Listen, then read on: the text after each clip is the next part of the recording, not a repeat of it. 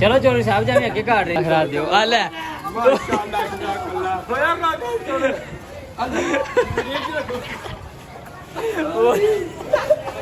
बोले बंदे दा पुत्तर बन बंदे दा पुत्तर बन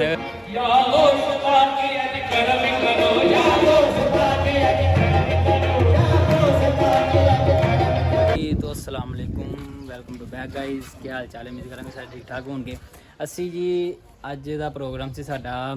ਗੁਜਰਾਂਵਾਲਾ ਜਾਣ ਦਾ ਐ ਜੀ ਵੱਡੇ ਸਾਹਿਬ ਹੁਣੀ ਬਿਲਕੁਲ ਤਿਆਰ ਹੋ ਗਏ ਰੈਡੀ ਸ਼ੈਡੀ ਹੋ ਕੇ ਆ ਗਏ ਨੇ ਸਿਰਫ ਇਹਨਾਂ ਨੂੰ ਹੁਣ ਕਮੀਜ਼ ਦੀ ਪਾਣੀ ਹੈ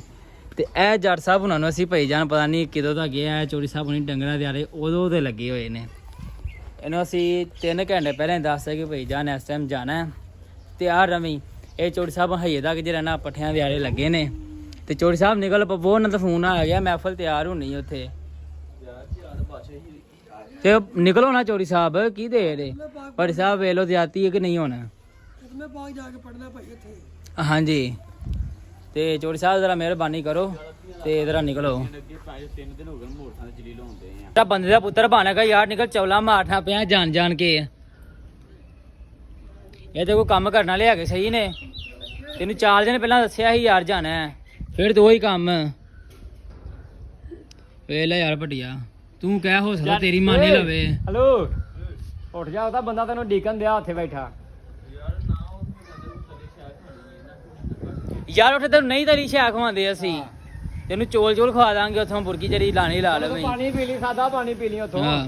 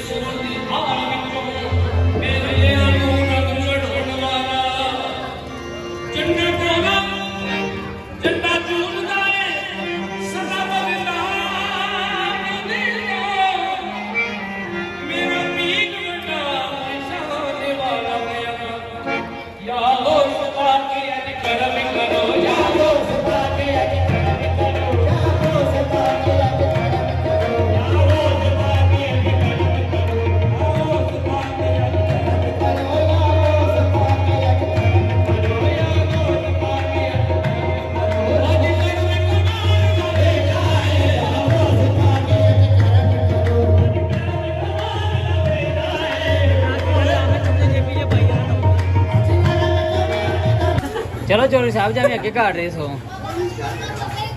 ਚਲੋ ਅੱਜ ਮੋਲ ਵੀ ਸਾਡਾ ਜੀ ਇੱਥੇ ਮੰਗਣ ਬੈਠ ਗਏ ਅੱਜ ਆਪਾਂ ਉਹ ਯਾਰ ਥੋੜਾ ਨੰਨ ਖਰਾ ਸਲਕਾ ਖਰਾ ਦਿਓ ਆ ਲੈ